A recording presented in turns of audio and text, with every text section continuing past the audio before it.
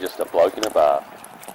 What is up, ladies and gentlemen? Welcome to another episode of Pucker Up Boys, powered by Bloke Beer, the best beer in all the land. It is time for the beautiful nectar of the gods. Oh, there it is. Every time you have a beer, that first sip, it's lovely. It's the best ever, especially on a Friday. Make sure to get to your local, grab a case of Bloke Beer. It's the beer of rugby league, easy drinking lager. It's beer for blokes to turn up for your mates, your family, and good times. But I've got the great Sandor here. How you going, brother? Yeah, the boys, good. Good to be back. How's the week been for the great Sandor? It's been good, mate. I've been changing live, kissing babies, all the good stuff. Really? Holy shit. That's a great start to the week. You kiss a few babies and change a few lives. That's a big week. It's a good week. Grateful. Matty, how you going, bro? I haven't changed a single life or kissed a single baby this week, but I've had fun, so I guess that's all that matters. Well, I've kissed a baby but changed no lives. So it's a very balanced pretty even roster at the here, moment. Yeah. Right. Very balanced roster. Now, the little fella, he's been a bit crook this week, so it's been a bit of a battlefield at the house. But, sometimes you just got to push through. Sometimes you just got to push through. You got to turn up for family, mates, and good times. What else has been going on, bro? Mate, just gearing up for go off to Adelaide next week. Haven't been down there in a while. Radelaide. Radelaide. So get down there. Mate, just been living life out west. Oh, no, stop it. Yeah. What's it like out west? Speak to us. Well, mate, I've come full circle. I remember the first time I went from the Northern Beaches to Penrith. It was that year. So the year I played first grade, I actually got let go from my contract. So because there's Roosters. Yeah. So that was. Jeez, you suit the Roosters though. Holy shit, you suit the Roosters. Eastern suburbs. I remember when I was 17, moved out of home, and I kind of just smoking my way in there. But there was a 4-story or 3-story apartment building just for Roosters players who were not from Bondi. About three blocks up from the beach. It was just no way. Joke. The amount of every time a player went there from the country or from New Zealand, it was a turnstile. It was like a little bit of cash, nightlife. Yeah. Come in. Next year they were gone. Yeah, so. I can see that. Like you're lucky. Matter of fact, you're probably lucky that you even lasted a year there. Wait, but I remember the first time because Freddie was my coach at the time, and he got me a start with Matty Elliott, and went out there and just first training session with I think it was Windsor Wolves at the time, just on a cow paddock, and I was like, wow, oh yuck, here we go, yuck. But it's good to be back. It's a lot's changed. It's a growing suburb, but I'm enjoying my time out there. Matty, how's the week been, mate? Yeah, it's been good. I'm sandwiched in between two Melbourne trips. So I'm going down to Anzac Day next week, and I've actually tried to scope out. I've spoken to a few people who live in Melbourne. What do you need, mate? You want some advice? Yeah, where can I watch rugby league when the AFL Anzac Day game is on? Oh, good question. Yeah. Well, isn't the rugby league on? Don't the Storm always play? Oh no, Storm are on that night, and I'm going to the game. That's why I'm going. But that's actually a cracker combo, Matty. I went to the AFL on Anzac Day, and then you walk across the road and go to the next game, and the AFL's got 95,000 there. Well, how's this? So my original plan was to go to that game and then walk over to the Rabbitoh Storm game. Yes. And that was a few weeks ago. Tickets came, and I was on Ticketek. What happened? Still couldn't get tickets. No. It just sold out like that. Yeah, wow. 95,000. But anyway, I'm still going to the South game, so it'll be fun. Well, just don't speak too soon. Could be a bad day for South. Yeah. Could be a very bad day. Well, my week's been all right, boys. Thanks for asking. No worries. But you know what I am watching, I spoke about quite a lot, is the show Shogun. Mate, it's unfucking believable. What is it? It's a period piece in Japan, set in Japan, ancient Japan. Well, not ancient Japan, Japan. What did you say? A period piece? A history? Yeah, history show. Right. Yeah, old school. Yeah, it's nice. so good. It's based on a book, and it's like based on real people that existed in that time. Unbelievable show. I like it. But I tell you what, everyone's going to want us to get into it. But before we got to get into it, boys and girls, we have the first bloke in a bar multi, and we're reaching for the stars here. So I reached out to Sportsbet. I said, look, Hammy, let's work something out here. So Hammy said, this is what we should do. We're going Zach Lomax and James Fisher-Harris to score a try in the theme of signing, getting released from a club, got a point to prove. Hot news. So they can score, both of them to score a try. That's going to give you $26. $26. Both got to score a try. I like that. The narrative. I don't mind it. The narrative multi. There's yarn around it. There's a vibe. There's a feel. There's blokes that want to repay the generosity of their club by allowing them to leave. you got to. I mean, surely the Fish is just absolutely steamrolling someone this week. Surely. Do you want to know what's hilarious? I put a bet on this morning with the same thing in mind, and I promise this is true. I'm not making this up. Except I put on Adam Fanua-Blake and Will Pensini for the opposite reason. Oh, okay, yeah, like the reflection like a of counter, yeah. Yeah, So okay. we're on the same page Yeah, here. balancing. That's the yin and the yang of punting. So it's Bloke in a Bar multi. You go to NRL Weekly Hub and you'll see the Bloke in a Bar multi. Get on it. Also, give us a follow on feed, guys. Just takes 2 seconds. You give us a follow. You can see our bets last night. I got up. I said that the Storm would win with a margin between 6 and 10. It was paying $5.50. So there you go. Thanks for coming. What are they great. averaging? I think like 4 points on their wins this year. I think. Yes. Crazy. And the margin was like, I think the line was quite small. But yeah, I got up 6 and all the people that got on it, I think there was about 250, 300 people that got on it, so they can copy it. And you see, how many punters are getting on it. So give us a follow on feed. It takes 2 seconds. You type in Denon. So you go to more, you go to feed, type in Denon or Bloke in a Bar. Give us a follow, and then you can just copy my bets, and you can see I write a little paragraph as to why I punted that way. But just get around it because, Dictator Dan down in Victoria. What's the latest, bloody What's the commie. latest? Hey, What's Dan the Orange. Oh, mate, he's like he's Dictator Dan. And he's honestly about to be overthrown because some of the rhetoric coming out of Victoria from him, very anti the people. Very Nepo baby, really. Someone that hasn't really had to be around the punter that much. And so, his fall is coming. He seems to be unable to read a history book and understand that if you don't have the backing of the people, that you're a hollow leader. So we can't allow this guy to keep getting away with treating the people poorly. We're all about the people. Yeah, we are the people. We are the people. We're not Nepo babies. We don't need any leg ups from Sportsbet. We just need the battlers to get around us. So give us a follow. I think the first sign of the fall has started because I, for the first time, saw your ad that came up on Twitter yesterday. Is there an ad? What is it? It's a little skit with you and Oneless. Oh, really? Okay. There you go. So I've seen is Orange ad so far. Yeah. But now I finally see one of your ads. Sorry, Orange. Dan Orange. Orange. Dictator Dan. The bloody commie. Yes. All I've seen is the commie ads. Yeah. But now I've finally seen your ad. Yeah, exactly. So Sportsbet are starting to hedge their bets, if you know what I mean. They're starting to understand where the source is. They're starting to understand where the juice is. They're starting to understand that this community is the dominant community. And if there is a civil war between NRL and AFL, we know which community is winning. Let's be honest, guys. Yeah. I like how you've gone, if you know what I mean. You're avoiding saying pardon the pun now, aren't you? No, exactly. Because the pun is always intended on this show. The pun is always intended on this show. After your moment there with old mate Zoo. The great Timmy Zoo. Mate, he's still looking for me to flog me after that one. Such poor chat. Oh, my God. Let's get into it, shall we? A bit of rugby league chat. Storm defeat the Roosters, 18-12. Look, I'm going to probably get some heat in the comment section here, especially from Roosters fans. But I was quite surprised at the amount of Roosters fans that thought they got robbed. I feel like both teams got shit calls. Like, I feel like both teams got really poor calls, and there wasn't a lopsided this team got way worse calls than the other. It was just a poor reffing game by the bunker and the ref. Like, I feel like it kind of evened itself out with some of the bad calls. I reckon, and maybe I'm in the wrong. Maybe I'm wrong. I thought Storm got way worse calls. I know Roosters got some bad ones too, but in that second half, Storm got some absolute shockers, I thought. Yeah, I was shocked when I put the post up for the score, and the amount of people that were like, we got robbed in that. I was like, damn, I did not see it that way. I thought both teams got some poor calls. Bandwagon though, I reckon, as you said, when your head coach leads that chat, everyone's on board, you know? That's so true. Yeah. I don't know. I was going away. When I put the post up, I thought most people would be like, yeah, the reffing was poor, like both teams definitely got poor. But I thought more people would be angry at the fact that the Roosters, Munster was 10 in the bin.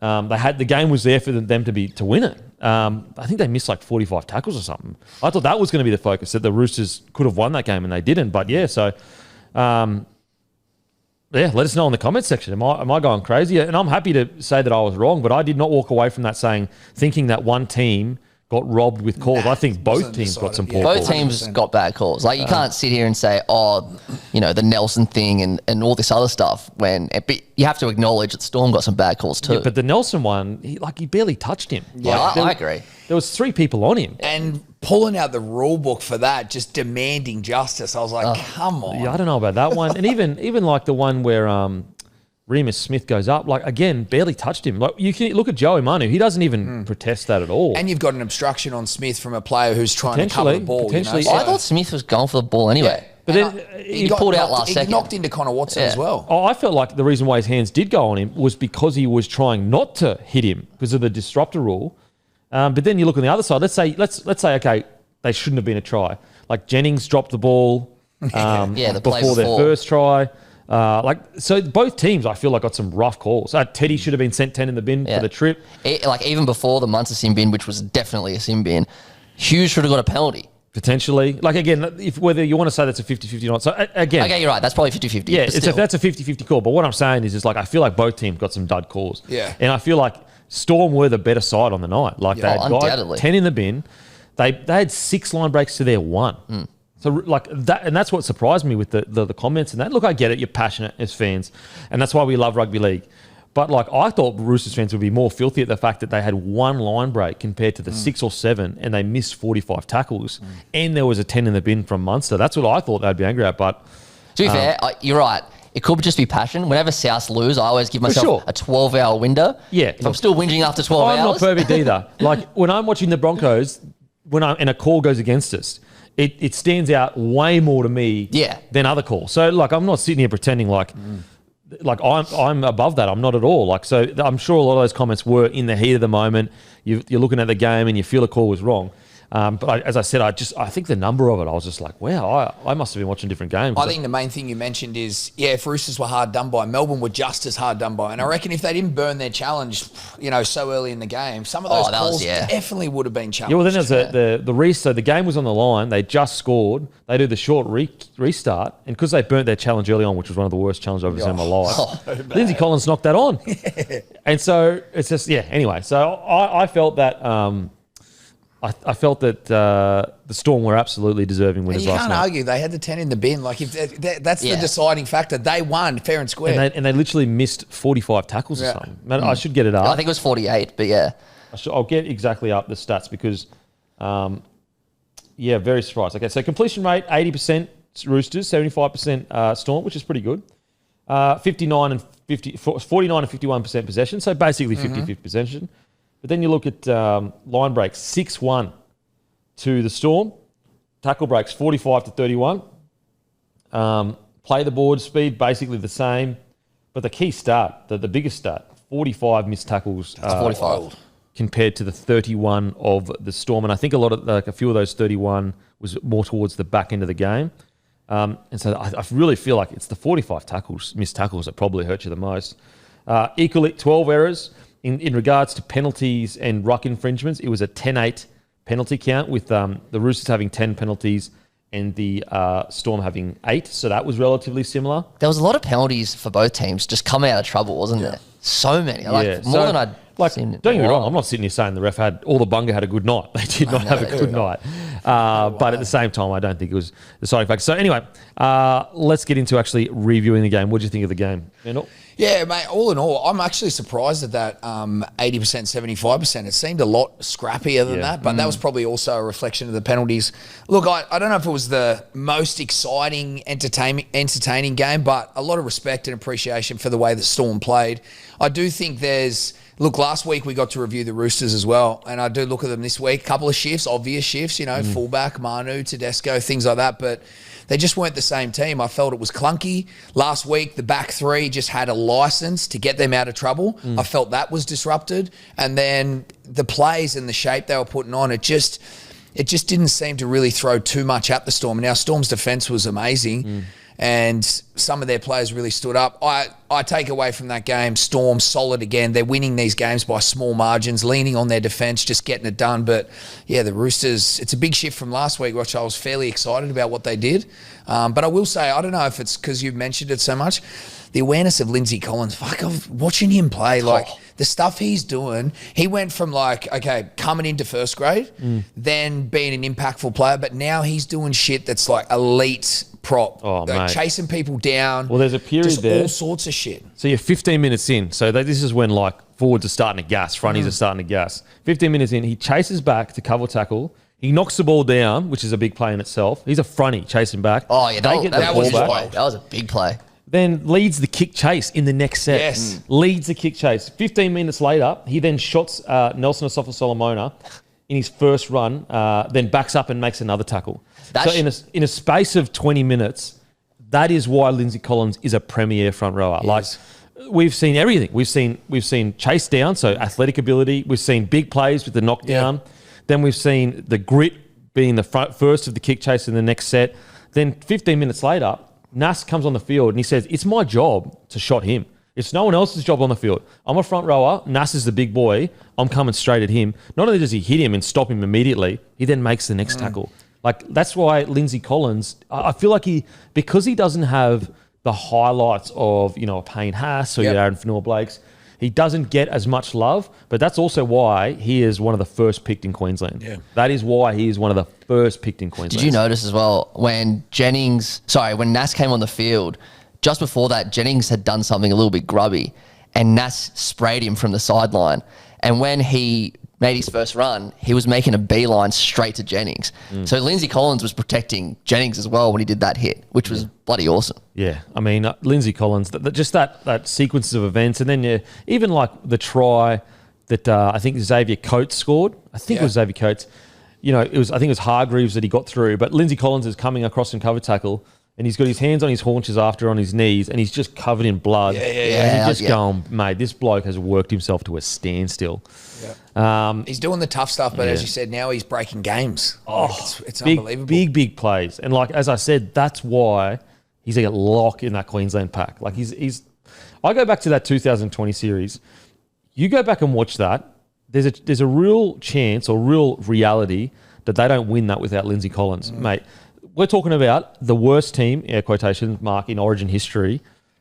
Some guys that were fringe first graders against like a stacked blue side. And Lindsay Collins and Christian Welch, their line speed, especially at Suncorp in that last game. Suncorp was last game, wasn't it? Yes, it was. Yep. Was just incredible. Like, Lindsay Collins is an absolute beast. I mean, he won their Player of the Year last year. In regards to Roosters, just that attack. I thought, like, with Teddy at the back there's no denying Teddy physically. He can put up big numbers. He's a great ball runner, and he has big moments for sure. And I'm more than happy to say I'm wrong because I don't know. I'm not in this circle. I'm on the field. I don't know who's calling the plays, whether it's Keary or Teddy. But I did feel like, compared to last week, it looked like a totally different game plan. Now, whether that's Robbo saying that to them and saying, well, we've got Joey Manu at fullback, so let's play this style of footy. And then when Teddy comes back, let's play the style of footy that we usually play. But it looked like a different style of footy that they were playing this week. Now, maybe that's down to Storm's great defence. I don't know. But especially in the second half, they were just going side to side. And unfortunately, not only they were going side to side, but it was side to side with bad shape. Like, it was not engaging the line. The Storm never really felt threatened on the edges there. And I think that, like, if it is Teddy that is calling that, if he's the one that's dictating everything, sometimes a little bit less is more. And I think that maybe he needs to just go, rather than be the one dictating it. Put it this way, the fullback should always dictate defence. He should always be the one back, go there for sure. And Teddy's incredible at that. But I think in attack, there's too many cooks in the kitchen. Yep. There's too many chefs in the kitchen. And so they need to be really clear whether it was Keary was the one that was calling all that shape. If it was Keary, then obviously they need to speak to him and be like, Keary, let's go back to the game plan we had last week. If it's Teddy, then they maybe need to go, hey, Teddy, maybe let Keary be the dictator of where everyone goes on the field. Because it looked to me like last week, they looked way more in sync last week. You even looked in that first half, when Teddy was around the ruck and they were just playing high-tempo footy and he was tipping on with Radley and Cheese was getting out, they looked incredible. And as soon as they went back to that old style of footy, I was just like, this is the issue with the Roosters. Their attack just doesn't seem to be clicking. So those short passes and change of direction in the middle of the field, that's where they were doing their best work. That's what Teddy's great at. So it's like it's a game of two halves. It's a cliche. But the first half was Teddy, like vintage Teddy, through the middle, little tip-ons, always bringing something with you. And then the second half, it was almost, like sometimes he can always try too hard and he wants the ball too much, and he wants, and I think that sometimes because he's so good, he's so passionate about winning. You can tell he puts it on his back. Like it's his job to get the job done, which is very commendable.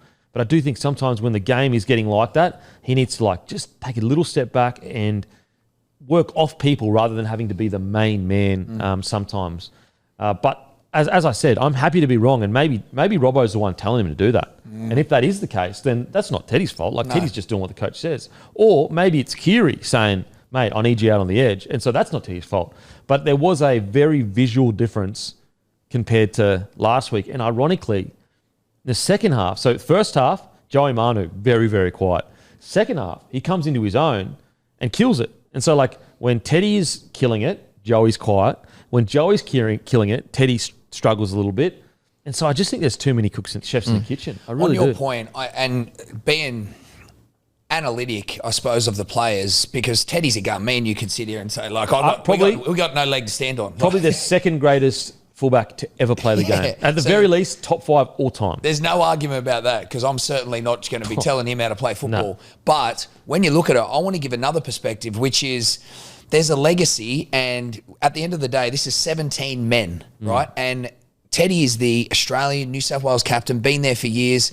You got to think about, okay, well, what's the relationships? Who's calling the shots? Yeah. Who's the leader? Who's got the bigger voice, the bigger personality?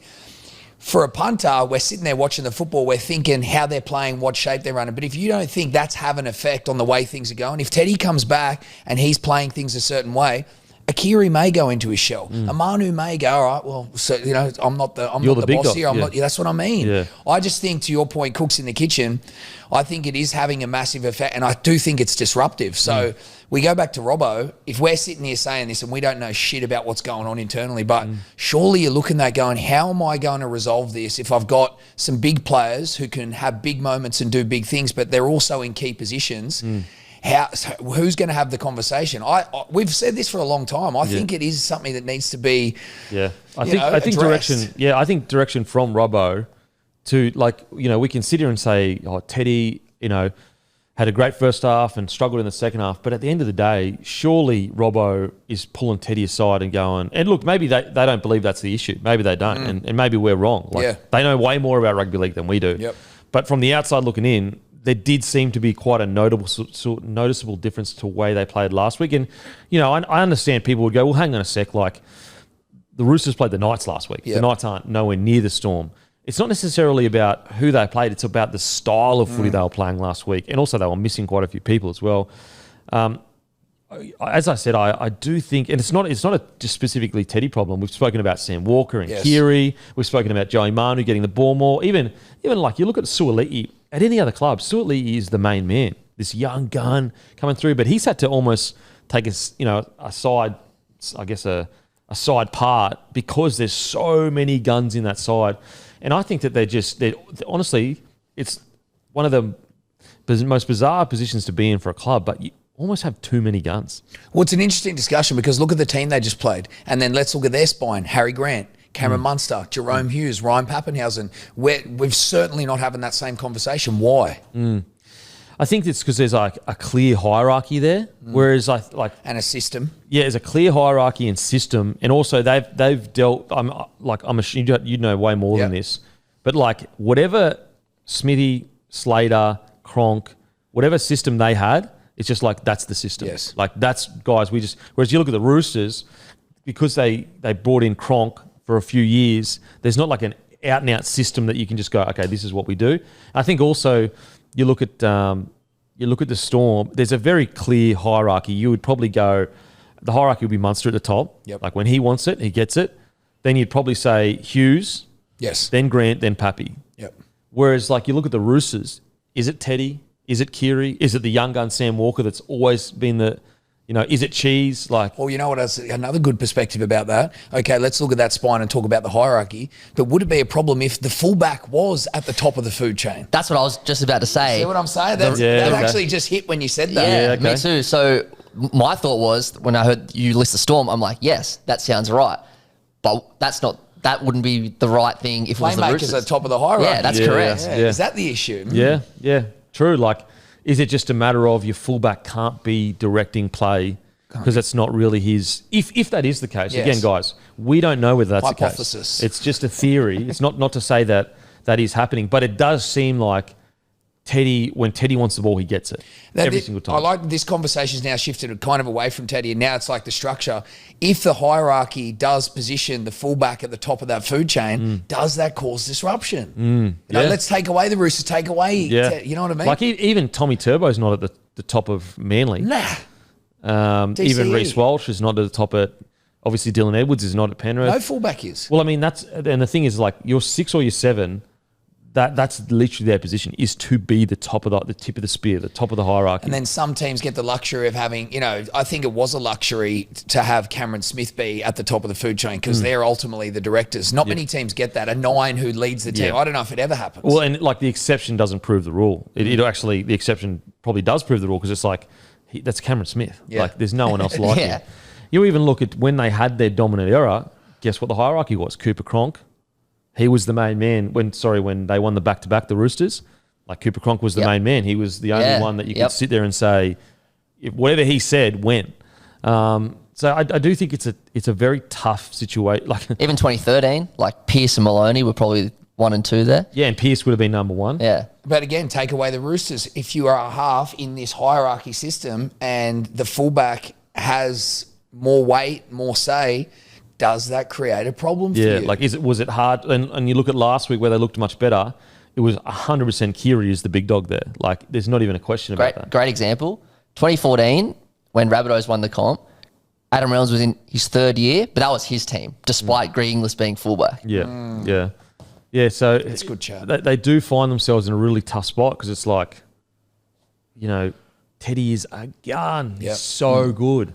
How do you find the balance? Because, like, Teddy does his best work when he's on the ball quite a lot, but at the same time, it's a tough situation to be in. It sounds funny because, like, footy fans are going to be like, I say it's a tough situation to be in, and they're like, are you kidding me? Look at the friggin' roster they've got compared to what we've got. Like, I would kill for that situation, but I do think that's probably their main problem is just not knowing whose team it is. And this stuff ain't easy to fix mid-season. Oh, no, it's tough. It's tough. So hopefully they can, because that roster they're in a premiership window and they lose quite a few people. They lose Hargreaves next year, Suoliti, Joe Manu. Joey Manu. It's a big shift. Is Tupou going around again? He is. Tupou. No, Tupou re-signed for this year. I'm not sure. Yeah, it'd be interesting to have Tupou. one kid going So, yeah, tough I'll check that situation. one. But the game was definitely there for them to be won. Like, I definitely felt the Roosters could have won that, you know, if they had have cleaned a few things up. Onto the Storm. Like, am I convinced that they're flying at an A+, where they, put it this way, the standard of footy they're playing now compared to what they're going to be at the end of the year is going to be night and day, I think. So I don't think they're anywhere near their ceiling. But at the same time, like, what an incredible club. Like, one of the plays for me that just, there was 2 plays that really stood out for me, and these are like seemingly nothing plays, but like early in the game, Xavier Coates, they kick it dead, he grabs the ball, he sprints back to the 20 line, he takes a hit up, he gets a penalty, which is like, that's normal for a winger. You know, you're doing your job, you sprint back, you take a quick tap, you get a penalty. But he gets straight up, and most wingers be like happy with themselves and give themselves a pat on the back. Yeah, penalty for my team, how good. He literally gets up and starts running straight out to his wing again. And like little things like that of like, that is when you're in the game. Like, you're in the game, not, you know, taking moments to look at things and be like, yeah, boys, got a penalty. It's literally, I've got a job to do. I'm fully in it. And like that moment of seeing Xavier Coates literally get on his bike straight out to the wing to make sure that the next play they have width. That's what makes the Storm great. I love that. That's a mad little pickup. Like you, I think you said the job, but he's a cog in the wheel, and that's his mentality. And he knows straight onto my next job. Like what an amazing mindset to have for a playing group. Yeah, and like you're talking about Xavier Coates, like we're not talking to a battler winger that he's the best thing he brings is that attitude. We're talking about out of the priority things of the best things that Xavier Coates brings, like the battler attitude, he could put that down the bottom, but he's putting it at the top, and that's why he's playing the way he's playing. It's like that moment, you know, without that mentality, he's not having the season that he's having. That mentality is the foundation what is it, 2 or 3 match winners that he's been a part of now in the season so far? Yeah. Like Ridiculous. that all comes from that mentality of your job is not done. Yes, you did something great. Get out in your wing and do your job. Yeah, three. Warriors, Broncos, and last night. And then you look later in the game, Lil Pappy cleans the ball up, somehow gets out of his own line. There's 2.5 minutes to go. Brave effort, gets out of his own line. Guess who takes, not just a hit up, guess who takes the scoot after that? King.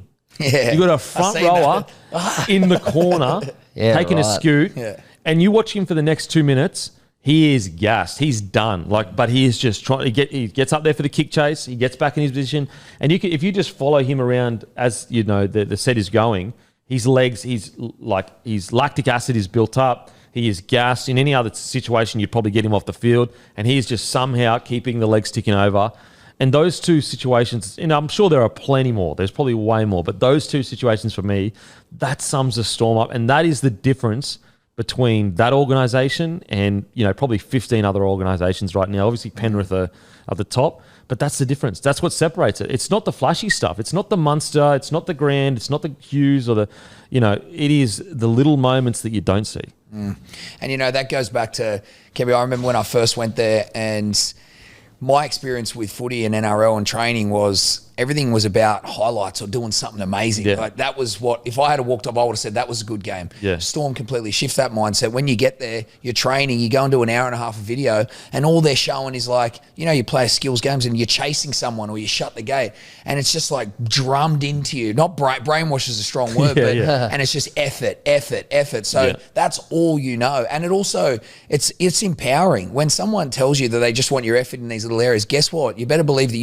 you can do it. Yeah. And so the thing about the beautiful thing about that is you can control effort. Yes. You can't control highlight moments. It's not relying on skill or talent. Nah, you can't control highlight moments. They either come or they don't. But effort areas, it's 100% within your control whether you do it or don't do it. And if you're doing those things, more often than not, you're going to be in the right place at the right time, like you said. Yeah. So the Storm, amazing. Jerome Hughes.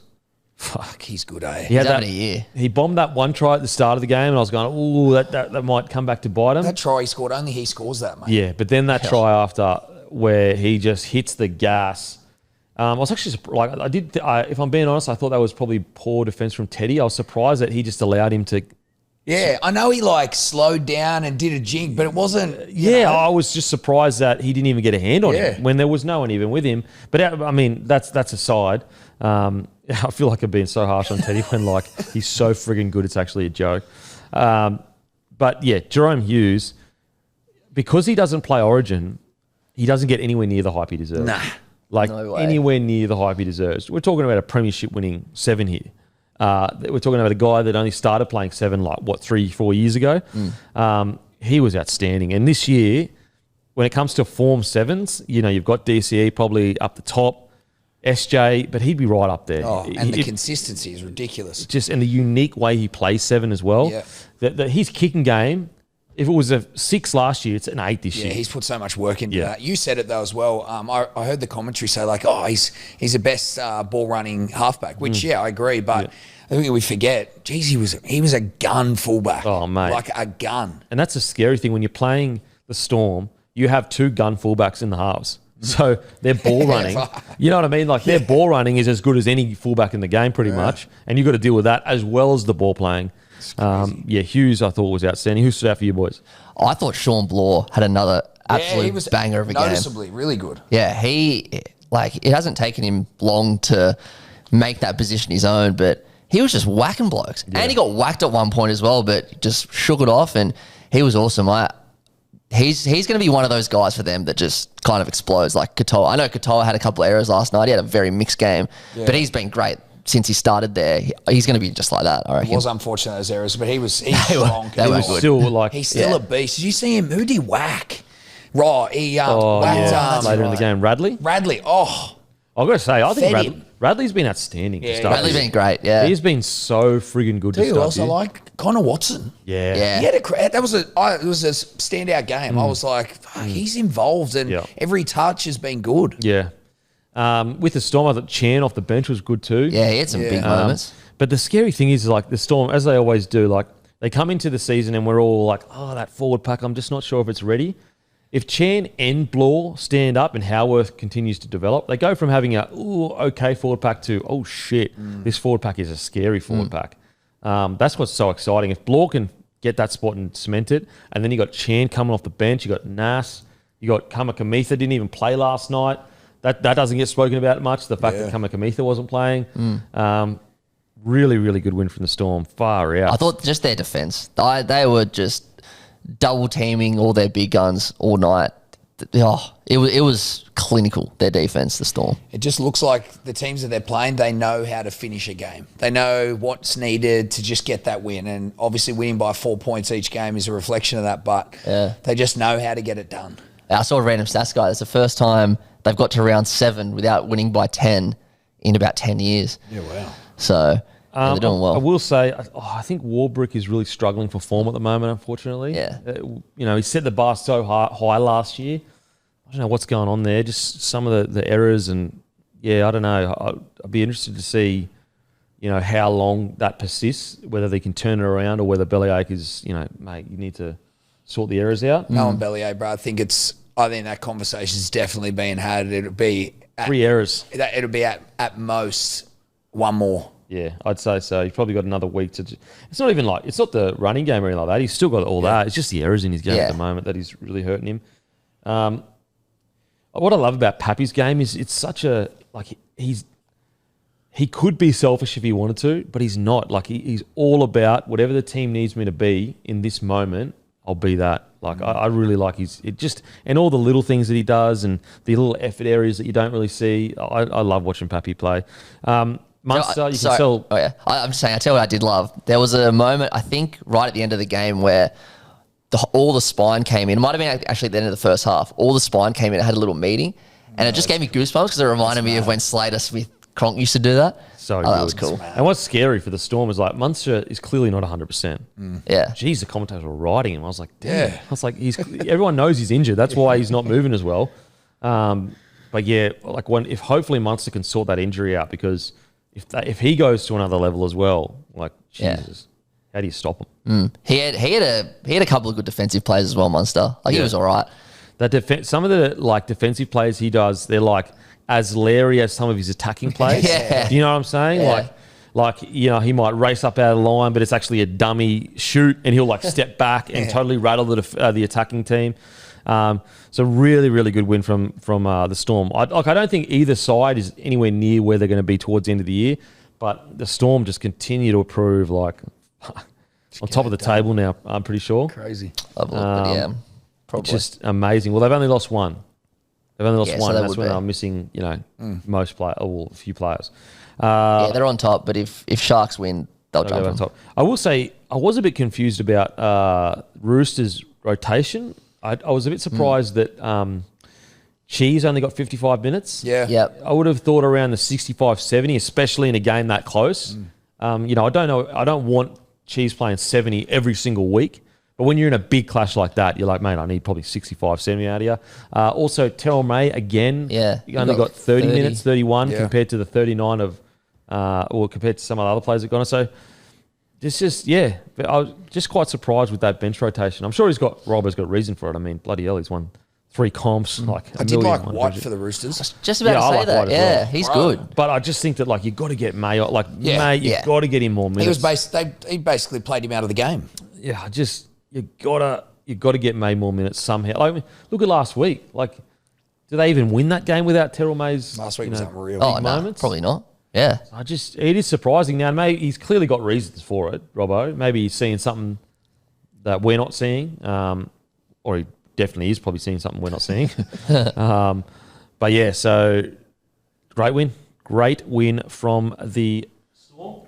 Don't forget, guys, this week Manu is our menu log hungriest player. The offer this week will be $10 off Guzman E. Gomez. Menu log also have a promotion with Guzman E. Gomez where if you order for a few people, you get free delivery. Minimum order is $60 for this offer, but both promos can be used in one order. Boom. Wow. GYG. I love GYG. Put in Manu, you get your $10 off Guzman E. Gomez. Reportedly, Roosters showing interest in Dane Gagai. What do you reckon? I don't mind that. If it's true, I love it. I love it. The Roosters, yeah. I think that he would kill it at the Roosters. He has, what is he, 32, 33? I'll check. He's still moving. He's still moving well. Yeah, He'd be 33 probably. Yeah, I reckon 33. He's still moving fine. Looks sweet. 33. Yeah, wow. Now, he currently doesn't have a contract for next year. Yeah, so he's off contract, but the article I read there's been no quotes or anything. It's just all speculation. But apparently the Knights want to re-sign him. But if the Roosters can lure him, why wouldn't he? Yeah, crazy.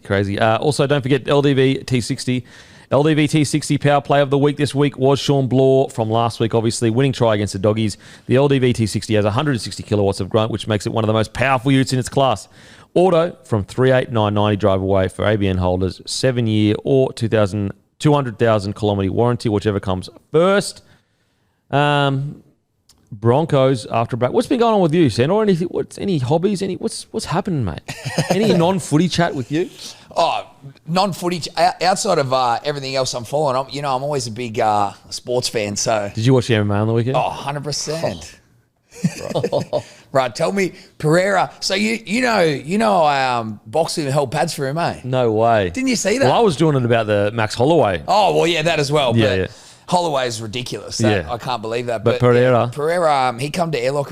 I did a boxing session with him. No way. No, it was insane. What's his like a power like? Personality, like as much as that doorknob, but oh really? Yeah. But power, bro. So his hands are double the size of mine. Yeah, really. It's crazy, but yeah, seeing those hooks. But you watch him. I was watching some videos of how he sets it up. Yeah, and he's just standing over. I just love that video. He gets kicked in the dick, goes Herb Dean, nah. Yeah, calms, pushes his hands down, boom, left hook. I was like, fuck. And it was like a weird kind of left hook, but uppercut. Like he kind of like. I just don't think you can't take one of those with a 4-ounce glove. Like you're dead. Fucking hell, that's his weapon, that left hook too. But Holloway, Gaethje, that's gangster. I didn't think he'd win that. I just thought it'd be too much with Gaethje. I thought the power of Gaethje would just overwhelm Max Holloway after round 3 or 4. Nah, sweet. And now Pereira wants to go to heavyweight. Like, what if he does that? He's definitely, you got to say, he's the best stand-up fighter of all time. 2-weight world champion in Glory, kickboxing. Yep. Now he's 2-weight in UFC. Now he wants to go heavyweight. Like, taking the piss. And also, Aspinall, obviously, a much bigger man and all that kind of stuff. And has probably a more well-rounded game. But I would say, if it comes to striking skill set, he does have the skill set to beat Aspinall. It's just a matter of, can he keep Aspinall off him? Because surely Aspinall's wrestling him. Has to. Surely he's not standing with him. Surely someone just goes, nah, fuck this, I want to win. Yeah, bro, why the fuck would you stand with a 2-time, well, not even more than 2-time, a 2-weight kickboxing champion? Lad. They're silly. It's 100%. I've got to line up against friggin' Payne Haas. I'm going to run straight at him instead of step him. Yeah. You know what I mean? Yeah. It's just bizarre. Who you got though? Are you backing him in to get that third title or what? I would. I'd back him in. Could you imagine? I'd back him in. And then you got a couple of announcements. You got Islam Poirier again. We said that. Yep. I think Connor's back. Matt, I just want Poirier to get win. Get back on the train one more time. No, the train's dead for me. With Poirier. It's just dead. But with Poirier, I want him to win because he has had so many title opportunities, and every time he gets there, he fights poorly. I just don't think you can beat those guys. No, I don't They're think so. on another level. I think Islam Makhachev is just going to ride him, just picking him up, drive his head into the ground, and he's just going to bash him. Because that happened in his last fight. That's what happened. Yeah, as in the one that he just won. He got friggin' ridden for 2.5 rounds or whatever, and then because the guy who just had no defense was basically walking forward with his chin out, he fucking boxed his head off after that first few minutes. Who you got? Has he got Islam then? Yeah, I think I just don't. I think they're just on another level, bro. How they train, who they train with, the dedication of their life. Like Poirier's a gun, but if you just were to follow them and track them for a month, 6 weeks, and see what they're doing and what they're willing to do, they just eat and breathe training and wrestling. I just don't think Poirier has a physical strength either to stop it because he's a big for his weight division, 155. Islam should really be 170. Yeah, or at the very least a 165. I know there's no belt there yet. So you're willing to get back on the Connor train? Yeah, bro. Really? I have to. It's been such a big. Remember the glory days? I know he's taken a different route and he's cashed up and all the rest of it. He carries on, but man, I'd just love to see just one more run. I don't think he has it in him. Nah. Yeah. Bro, you know as well as anyone. to be an athlete, you've got to be all in. Yeah. You've got to be all in. You cannot be. A little win against Chandler, though. You don't think he's got it in him? Oh, so you just want one win? Well, one win and then the hype's back. And then it's like, here we go. And then he'll get beat. Because He'll fight for the championship and get beat. There's no way he's competitive at the top again. Nah, I don't think so. No way. He's fighting at 170. And, you know, you take those videos with a grain of salt. Like, I don't know who these blokes are. He's sparring. He's just putting out these boxing videos where They it's look like terrible. this and he's hooking and then he takes a 10-second break. I'm like, lad, that ain't it. No, the sparring footage you see of him, it's like he's sparring tomato cans. Yeah. Like, obviously, they'd bash Is me. he doing but, it on purpose? I don't know. Yeah, but it's like, bro, like you need hard rounds. Like, and maybe he's getting hard rounds, but then you watch him when he fights, he gasses every single time. Well, you know what's funny? If you go back and watch some of his 145 fights, he actually didn't used to gas that bad. Yeah. But I just think that he's so reliant on that first 2 rounds of power Yeah. and timing. He just refuses to do the long rounds. And I'll tell you what, I love the fucking Spanish gangster Ilias Tapora. He's he's like, scary, bro. it was a bar. It looked like a bar fight to me. I will say I reckon Max Holloway is a bad matchup for Ilia Tapore just because of the height and the reach. But I don't think people realise how good Tapore's boxing is. Like, I don't think they understand that. Like, we're talking about a guy, if he was boxing, would be a good boxer. Oh, bro. Whereas, like, people don't, like, casual fans don't realise that MMA boxing is terrible. Like, as in, their actual boxing skill set is like, if you put them in a boxing ring, get flogged by amateurs. Which is understandable because you've got to have a whole rounded out game. Obviously, if you put a boxer in an MMA ring, he'd also get flogged. What I'm saying is that if you're a boxer that has good wrestling like Tapore, it's reason why Conor was so like dynamite. It's because he had decent boxing. Yeah. Against guys that weren't good boxers, and also he had enough strength to takedown defense to a degree. Whereas Ilia Tapore, he has good wrestling and crazy KO power. Fuck. I would But I love he just come out and said Alex Volkanovski deserves the rematch. Also, he's going to do the rematch. That's where his head's at, yeah. Wow. Love that. Love that. I would love Volks to get a rematch. He's going to be Tough, man. the fight of his life. I think this is just Tapora's time. Yeah, I mean, Volks is like 35, now 36. Been KO'd the last couple of times. Yeah, it's hard, KO twice man. to be tough. I mean, obviously, I'll always back him in. Like, if there's someone that could do something incredible, but it'll be the fight of his life. He'll have to fight the perfect fight because he probably doesn't have the power to put Tapore away. I take that back. He does have the power to put him away, but with fighting Tapore, it's just one shot. Like you only got to stuff up once against him, and you're gone. Whereas I think like Volk was fighting a really good fight with him, but then he just allowed himself to get back up into the cage. Then it was decided to exchange with him when it's like, mate, it's like, look, easy for me to say, but like, just got to be on your bike there, I reckon. And I'm just an easy target these days. I'm getting on the hype train for any fights, boxing. Like, I'm actually going to head over to Perth for the UFC. Well, no, for the boxing. Tyson Pedro, George. And Lomachenko. Yeah, Lomachenko. I just want to see Lomachenko. Yeah, He's just a goat. Even that Garcia and Haney fight. I'm pumped for that. Bro, what's your opinion on Garcia? He's lost it. He's lost the plot. Like, bro, I understand a week of trolling to pump the fight up. It's been about a month of just full on. It's fucked. Like, and some of it's hilarious, but it's like you're going into a fight against a future all-timer because that's what Devin Haney's going to be. Where you cannot, even if it's just, let's say it's 1 hour a day that he's doing all this scat stuff. That's 1 hour a day of you not focused in on what you need to do. You know what I'm saying? Yeah. And that might sound insane to people, but that's how zoned in you have to be. Yeah, and it seems like it's actually 12 hours. Yeah, exactly. It seems like much more than just an hour a day. Whereas, what do you reckon Devin Haney's doing? Mate, nothing outside of boxing. Nothing outside of boxing. Zero. He is eating clean. He's not drinking. He's not partying. He is literally just boxing and wearing shit kit to press conferences. That's it. Well, actually, he usually wears good kit, but there was one thing that he wore on one of those. The skeleton. Yeah. Bro, what's doing there? He looked way better in the recent press conference. Looked mad there with the thing over the sunnies. Yeah. Devin Haney looked mad there. Guy. But bro, please don't ever wear that skeleton thing again. Don't do that, please. Don't do that to yourself, man. You're an all-timer. Don't do that to yourself. Can't be doing that. Matty Johns this morning walked up to our radio show with a friggin' bucket hat on. Nah. And the bucket hat flipped at the front. Oh, at the wow. front.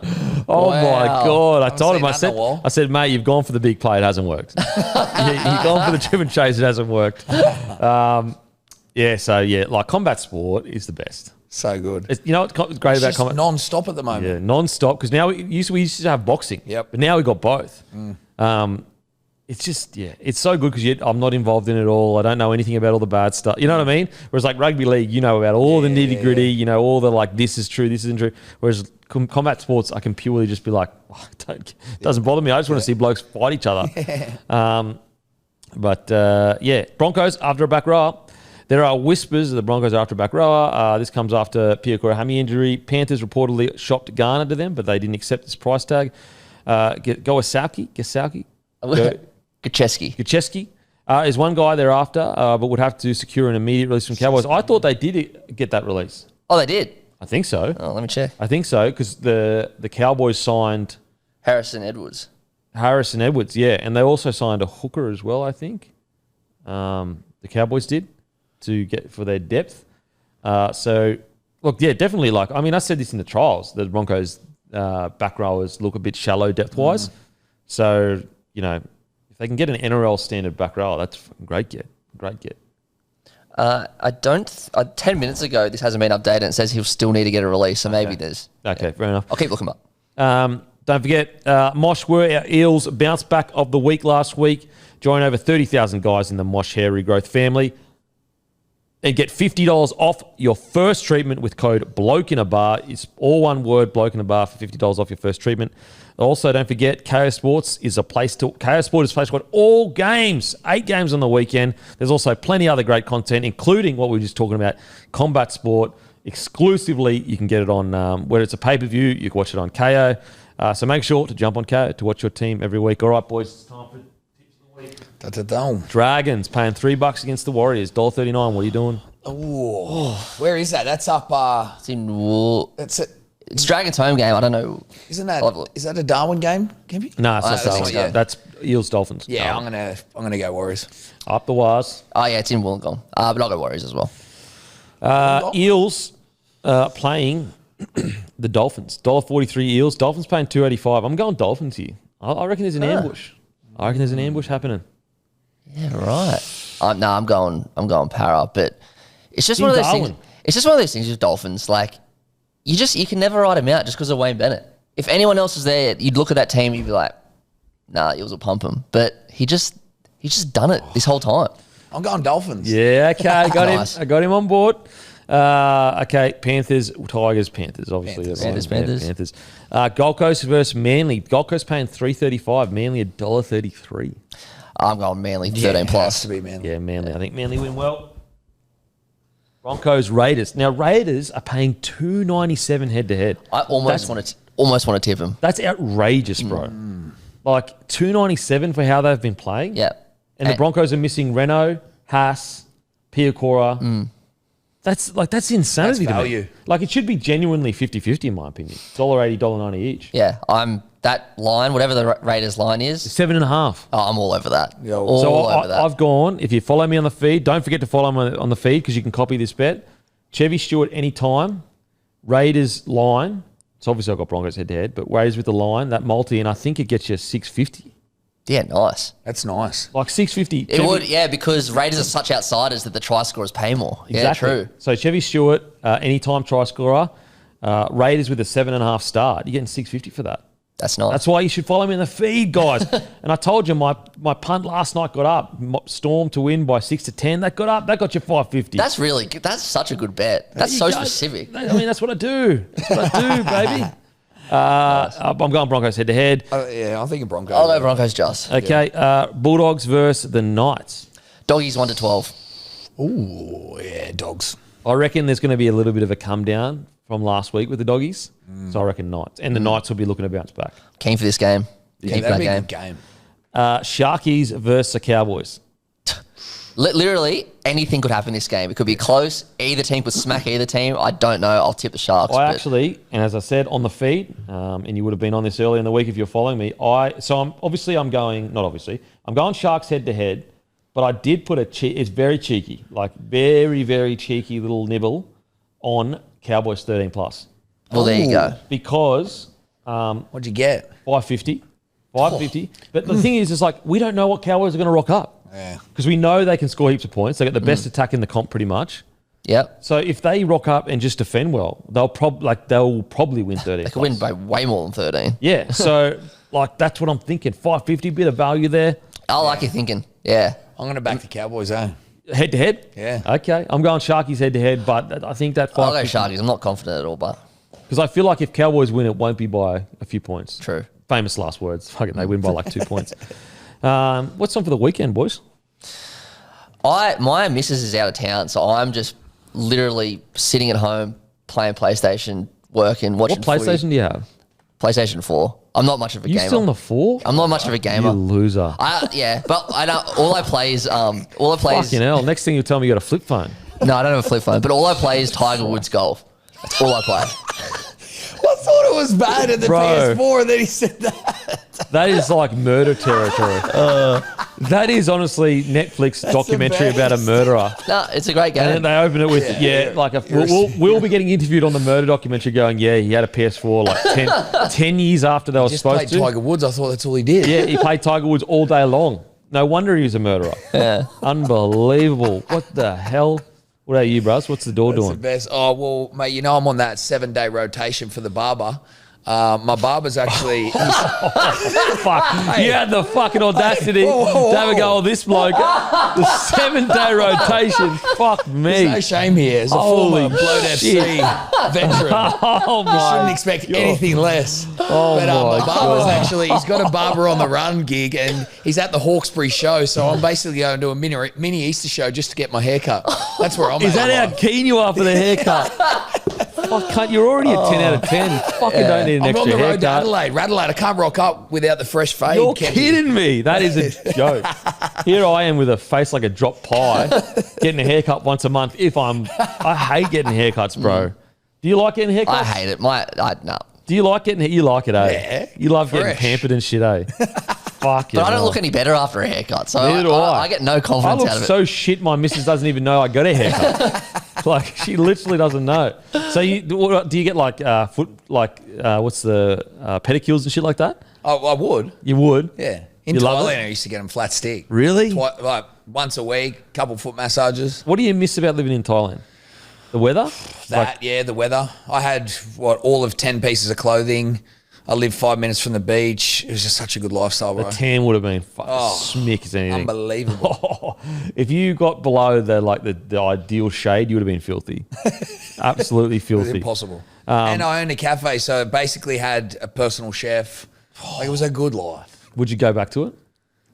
I think so. I went over there. I took the missus back there in January because we went from America to there, and just going back, I was like, oh, fuck, this is good. It's a good. It's so relaxed. Oh, it's just the island life, you know? If someone said, okay, here's 10 mil, like we're gonna buy something off you for 10 mil, would you go back there and just live chill for the rest and then travel for the rest of your life? I think so, yeah. Yeah. So would you have a base here though, or would you have a base in Bali? I don't think Outside Thailand, I don't sorry. think I'd need a base here. There's a couple of places I'd love to have a base around the world, maybe like 3 or 4. Yeah. But it's all beach related and just I could live a simple life, bro, honestly.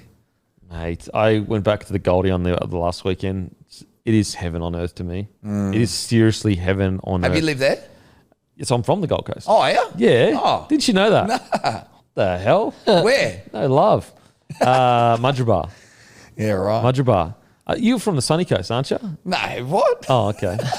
I'm from down the road. I grew up in Woolloomooloo. Oh, give me a break. He's trying to be a battler now. He's trying to recover from the haircut every week. Oh, yeah, I'm just down the road, mate. Come on, bros. How's Come the on, commission, bros. you know? Times Your have eastern changed, mate. suburbs, mate. You weren't born under bloody Nick Politis' bloody house, mate. Unbelievable. Underdog story, this one. Mate, the Gold Coast, like, seriously. It is good. You know what Go I tell up you around what? Burleigh.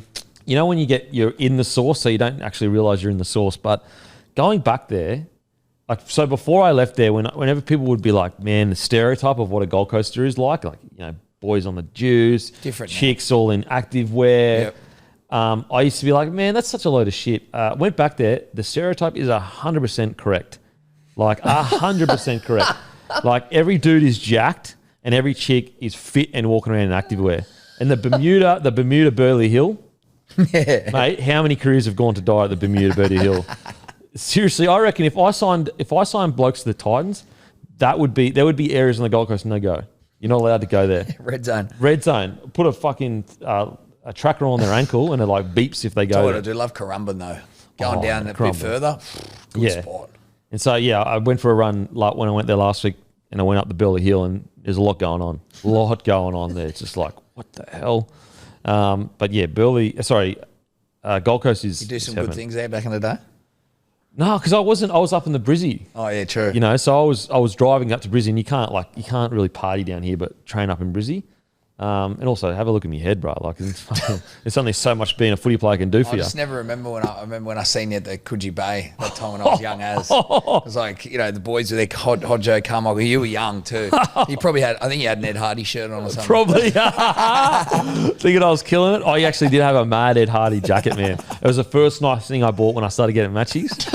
It's a couple $100. It was sick. I don't know. I think I still got it. It's actually was so leery. It had like the fake diamantes on it, Matt. Yeah.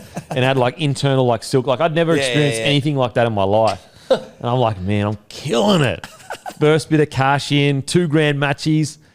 Oh man, those were the days. I remember like when you first get your matchies, you're like, fuck, like what do you do with all this money? Yeah, like what the first thing you think. Being like, oh, this is just too much money. Like, what do I do with all this shit? I'd never had this in my whole life. But yeah, I went back up to the Goldie, man. I would, if I could, I would live there 100%. But obviously, you got to be down here for footy and that. Nothing else on the weekend. So, you're just getting a haircut on the weekend and pretty fucking, we're losers. Are you invited to Guru's studio yet? No. Still not invited? No, he did invite me, but it was a guilty invite. Oh, was it? Yeah, 100%. He sent it to me like, I don't know, text me a day or two ago. Yeah. There was no love or passion in it. Like it was one of those, I better do it just in case he finds out there's something going on. Sympathy. Yeah, it was a sympathy invite. There was no enthusiasm. There's no enthusiasm. You know what I mean? You can tell when someone wants you there. And look, it was a text, so I don't really know the context. But I didn't feel any enthusiasm from the Roo. No emojis? There was no emojis. Wow. And when I said all good, like he wasn't like, oh, please, bro. He didn't do none of that.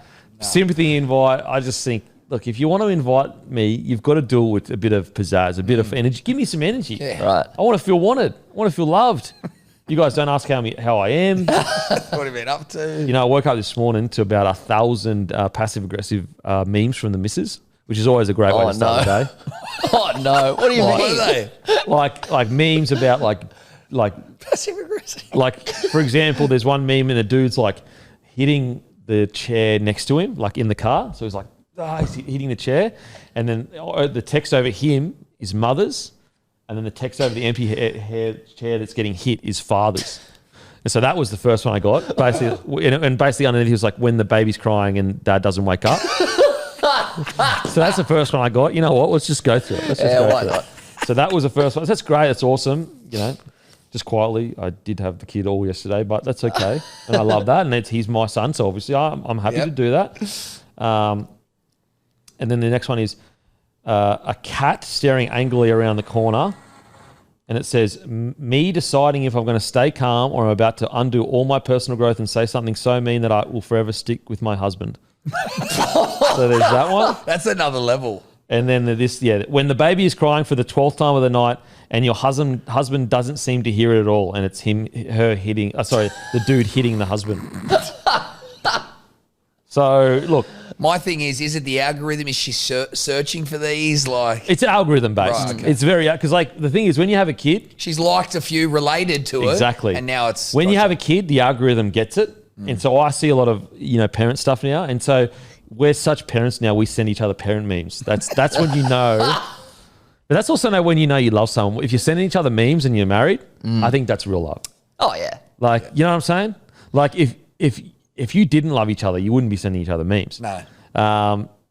And anyway, so once the algorithm picks up that, gets the bait, new parent, all I'm getting is parent stuff. I'll tell you what I went down a rabbit hole yesterday of watching YouTube videos of like couples saying goodbye to their partner that's about to fucking pass away and shit. What? So like grandfather This is giving me sings, PS4 Tiger Woods vibes. Yeah, mate. Grandfather sings to dying wife or whatever. And the wife's like, I love you. And the grandfather's like singing his shit. I'm getting all fucked up watching it going, oh, fuck. They like go out, you give the missus a hug and that. You're like, oh, man, I love you and shit. Because then you think like, oh, shit, like when we're that old, like imagine the life that we would have lived together and it's over and got me a bit emotional if I'm being honest. Oh, it makes me emotional just listening. That gets me, that stuff. It's heavy. Then there was another one, father saying goodbye to his son. The algorithm just smashed me to pieces. No, well, the algorithm gave it to me. You got to when the algorithm gods deliver, you got to fucking take it. Otherwise, you get smashed by the algorithm. So those two, and then I had to stop watching it because I was just like, oh man, this is a bit heavy. I'm trying to enjoy myself here. Yeah, geez, that's not good. My missus loves cats, so my Instagram is just cats at the moment. Really? It's cats and rugby league. Mine Dessert is algorithm. What's your algorithm? Cakes and cookies. Like because you don't eat to stay ripped. That is. You know what is weird about the algorithm? How it reflects like your interests. Like you can tell a lot by a person by what their algorithm is. Like if you went into their Instagram and you started scrolling, you could be like, oh, this is what you're into. Yeah. My algorithm is at the moment it's Japan, Europe, and parent humor. Those three things. So like Europe, I'm trying to be a bit less because obviously we went to Europe together. But I think we've got this unwritten agreement that Japan and Asia might be our next traveling spot. Right. Because we started sending each other stuff from Asian countries. And so it's like, okay, I think that we're both on the same page here of where we're going to go. Have you been to Japan?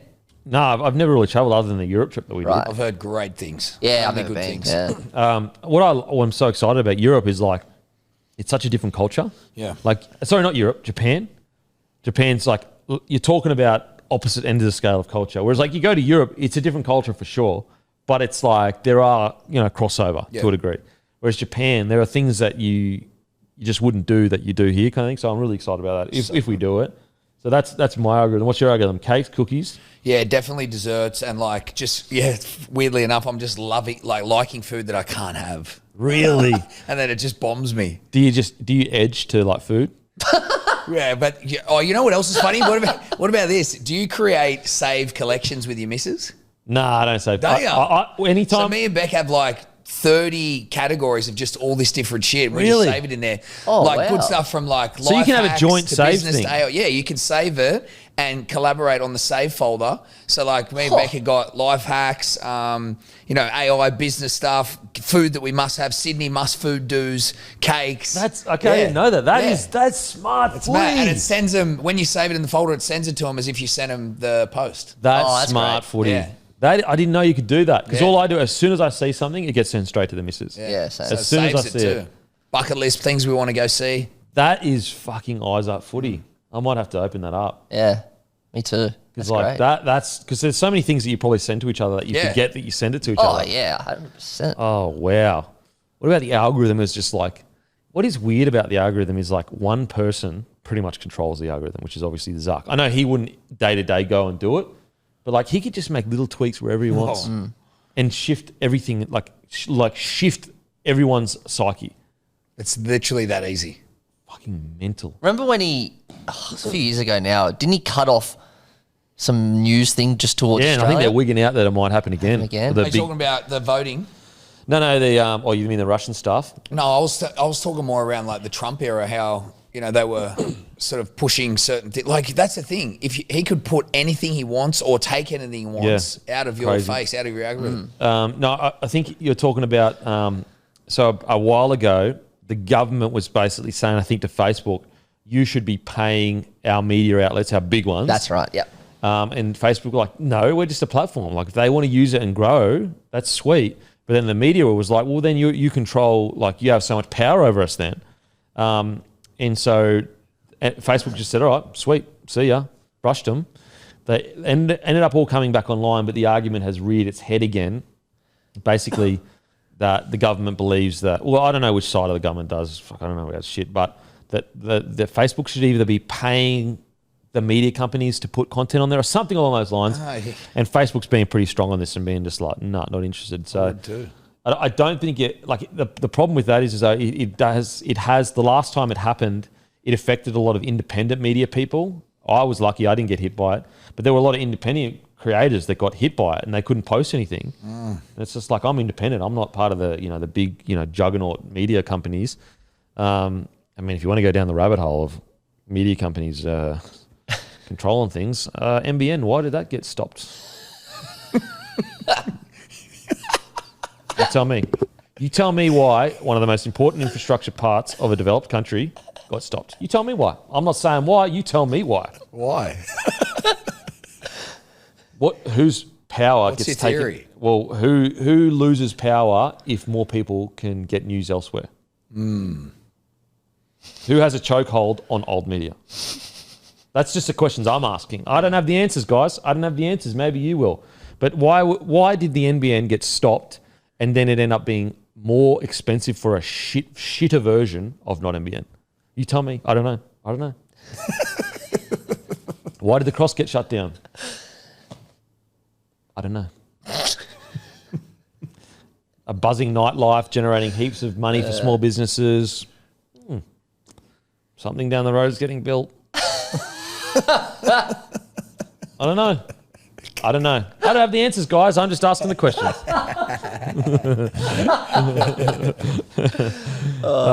Anyway, I think we've hit the absolute depths of shit content. We will go and fuck ourselves. We're going to pack it up. Grab a case of Bloke beer. And also make sure to follow me on feed, guys. All jokes aside, following Bloke on feed, it is really good to show Sportsbet how big the community is. And that makes the partnership grow longer, gives us more opportunities to do things, and all that good stuff. And obviously, grabbing a case of beer supports the platform. What's the date that where the new jerseys are dropping again? May 6th. May 6th, plus some other stuff. Seriously set aside your little shekels for May 6th because we got a big drop coming and you do not want to miss it. And as you know, the jerseys go really quick and we do not do the same jerseys again. As I said, we'll go fuck ourselves. Imagine what you could be buying instead. For free and confidential support, call the number on the screen or visit the website.